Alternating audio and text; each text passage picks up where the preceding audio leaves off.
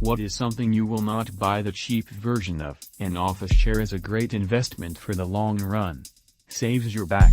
Imagine my surprise when I was able to pick up 2 Herman Millers for $20 from someone liquidating their business assets. You bastard. Safety gear. You don't want your dollar store safety harness and rope for rock climbing? When I got my first harness, I kept giving my husband heart attacks cause I do stuff like put it on the ground while putting my shoes on or something. He'd be like, OMG, there could be stuff on the ground that melts your harness. And then I developed a new fear.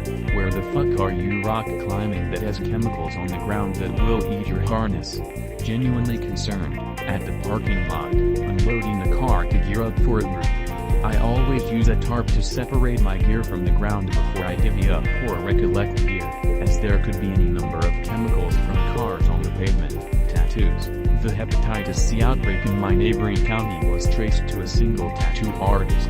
He made a tattoo gun out of an electric toothbrush and some fine guitar wire, and would take it to parties to give strangers tattoos. Get a tat to commemorate this epic party brat. He had hep himself, and would always go first to prove how good he was.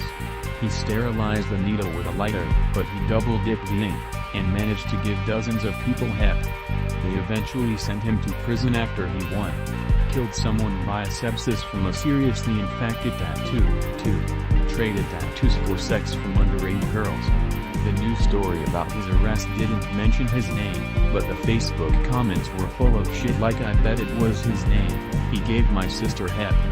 Get tattoos from a professional shop, not some random dude. Even if it wasn't for the diseases, you should always spend your money on the best artists just because it's going to be on your body for life. Real typhoid Mary type scenario, or Hep C Charlie if you will. I'll never forget the look on the face of a co-worker years ago. We both got a large thigh tattoo at about the same time. Another colleague asked about it, and she asked how much they cost. Tattooed girl, it was $250. Me, mine was $250. Tattooed girl, yeah, right on, it makes sense they're the same size. Me, per hour. For 7 hours. Co-worker, yeah, you can really see the difference in detail. She ended up getting hers lasered and redone a few years later. It's better, but still not great. 2.5K, had a former friend get a large thigh tattoo for $300. Goddamn, that was a mother fugly looking tattoo. I think she wouldn't admit it to herself but knew deep down it was fugly. Yeah, I was with a girl who had 3 terrible ones. Luckily they were small, but she had one on her back that looked worse than something done with a razor in prison. I asked her once if she has had a good look at the tattoo on her back, but she just got angry, so I shut up about it. A bed. If you have only bought shitty cheap beds your entire adult life, save your money for a while and buy an awesome bed. That purchase can change your life. For real. When I was young I had a cheap bed and the metal would rust and break. Then it would poke through the cloth and into my skin. I would lay blanket after blanket on top of the mattress until I couldn't feel the sharp points anymore. After I got older and started working I bought an expensive bed. It's one of the best decisions I've ever made. Hope you had your tetanus shot. Tetanus? From a bed? Tetanus comes from outside, from the dirt or manure. Bras. It's hard enough getting one that fits properly. If it fits nicely I don't care about the price. I hate that my bras are so damn expensive. I recently tried a $15 Bali bra because I didn't want to spend another $60 on one bra. I seriously could not believe how bad it was. Now I remember why I always buy expensive bras. Guy legitimately found $10 ones online which fit me extremely well, and I'm considering just getting like 50 of them to last me the rest of my life. Don't leave me and my titties hanging. Toilet paper. My wife and I got 5-ply once, and now there's no going back. 5. I didn't know there was such a thing. Apparently toilet paper is like Super Saiyan. There's always a next level. Super Saiyan 4TP, the one that results in you growing a tail somehow, was not popular in the market for some reason. This guy Gokus, it's like wiping with a cloud. I tried 2-ply when visiting my mom after, and safe to say I only go at home now. It is disgustingly comfortable to say the least. I won't buy the cheapest electronics. mid-range or higher is what I look for. Best Buy cashier, would you like to purchase an insurance plan for that? Me. It's a $5 pair of earbuds. I think I'll be fine. Direct replacement warranties aren't too bad as long as the price is reasonable. I used to use them for cheap earbuds because they would always stop working during the warranty period, and I'd get a no questions asked replacement. The local GameStop equivalent, EB Games, has an interesting replacement policy on controllers. You can buy a $70 controller, and then pay $15 for the in-store replacement warranty.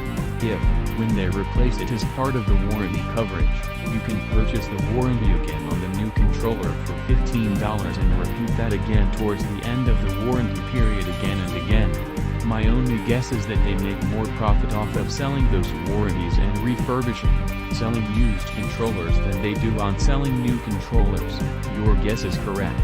I've heard extended warranties are about 88% profit because so few people ever go through the trouble of redeeming them. Shoes.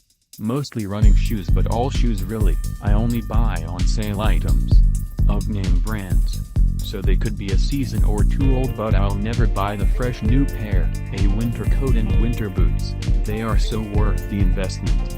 You could get 4 or 5, or more, good winters out of this investment. I used to buy cheap. Especially the coats, as a good one can be costly, but a really warm, waterproof coat for winter makes the commute that little bit easier and life that little bit cozier. Sturdy, waterproof boots are also a great investment. No more cold toes and wet socks, and the expensive ones really do last well. I'm due a new coat for this winter, and I've already started to put a little bit aside each paycheck for it. I had never had a winter coat before and went to Burlington Coat Factory to rummage around for one. I found the perfect ankle-length coat, no defects, for $80. I took it home and was showing my husband when he starts to cackle. He asked if I realized it was a London fog coat. I, being the naive person who grew up or had never heard of them. A quick Google search and I realized I got a $400 coat for $80. It's lasted a couple years now with no signs of wear. It's like being wrapped in a soft sleeping bag with pockets and a hood. That is a really good deal. My parents bought me a $600 winter coat when I had to wait for the bus in -40 for school. That was about 8 or 9 years ago now, and it's still going strong. No signs of needing to replace it all. Kitchen cookware. The difference of quality between knives is night and day. I have Victorinox and a Zwilling and Heckel 8-inch chef knives, and while Victorinox is good, the other one is just amazing. I agree, except for the Miracle blades. I have J.A. Heckels and Wüsthof tridents, but I still love my Miracle blades for certain applications. I want to say so much about knives, and as a pro chef I have about 40. It really takes time to learn what works for you and has taken me years.